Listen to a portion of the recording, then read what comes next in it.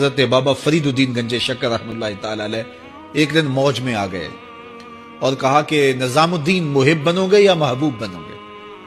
تو یہ بڑی خدمت کرتے تھے اپنی شیخ کی، تو کہا کہ محب بنو گے یا محبوب؟ تو کہا حضرت اگر اجازت ہو تو اپنی ماں کو نہ پوچھا ہوں۔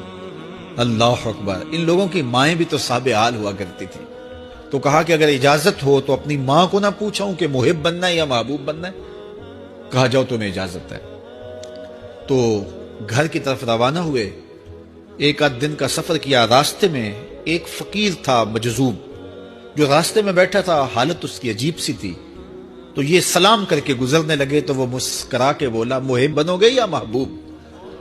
تو حیرت زدہ ہو گئے کہ اسے کیسے پتا چل گیا، یہ تو میرے شیخ کا اور میرا راز ہے۔ تو رک گئے، کہا کہ حضرت اگر آپ بتا دیں تو بہت اچھا ہو۔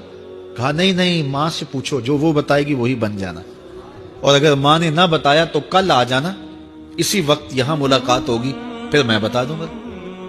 خیر چلے، رات کو پہنچے، والدہ کی خدمت میں سلام پیش کیا، پاؤں دبائے اور کہا کہ شیخ موج میں آ گئے اور کہا محب بنو گے محبوب بنو گے؟ تو میں نے کہا ماں سے پوچھ لوں۔ تو میں اماں جی آپ سے پوچھنے آیا ہوں۔ راستے میں یہ واقعہ بھی ہوا۔ تو ماں نے کہا کہ بیٹے تم صبح ناشتہ کر کے پلٹ جانا۔